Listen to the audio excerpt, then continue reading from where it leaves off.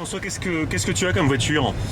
J'ai un V70, un Volvo, Ouais. donc une bonne routière bien confortable, Ouais. pas forcément très puissante. D'accord.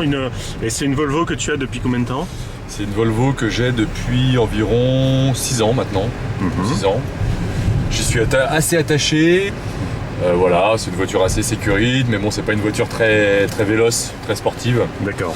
Alors donc là, tu es au volant de la 508. Hein? Alors voilà. Donc tu vas nous donner tes impressions. Alors ma première impression, si je Ouais. peux donner ma première impression, c'est au niveau de son design. Je suis assez sensible en fait au design des voitures. Je trouve que c'est une voiture qui a une très belle ligne. Voilà, elle est assez élégante tout en ayant un côté assez sportif sur sa ligne.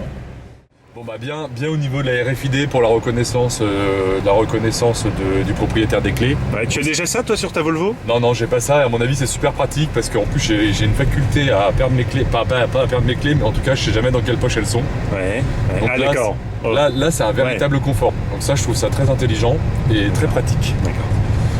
Après, si je peux parler du confort de la voiture, d'abord elle est très silencieuse, donc ça c'est plutôt très agréable.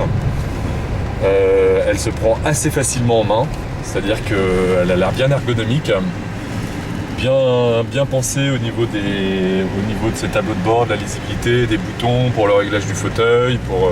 Son intérieur elle est assez belle, elle a un beau tableau de bord.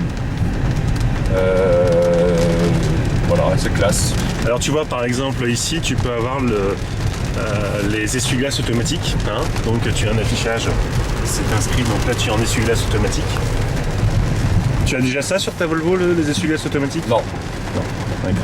non, elle a l'air d'être bien équipée au niveau Elle est très équipée. Ouais. au niveau de l'assistance électronique et des reconnaissances diverses.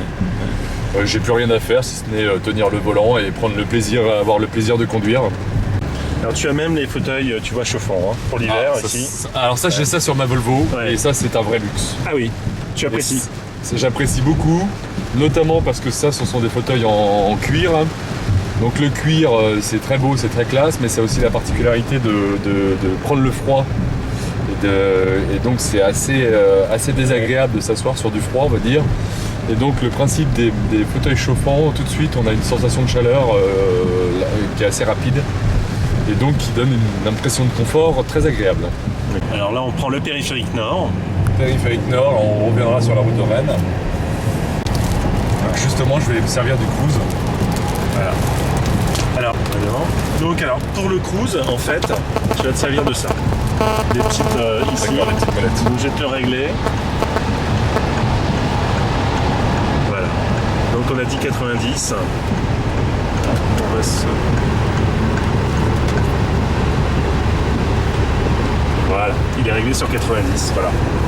Donc là t'es à 90. N'empêche que sérieusement, cette voiture a une belle motorisation et une belle reprise, ce qui est quand même assez agréable. Parce que quand on veut doubler, on en a sous le pied. On est en sécurité. On est en sécurité alors qu'elle a quand même l'air d'avoir aussi une vraie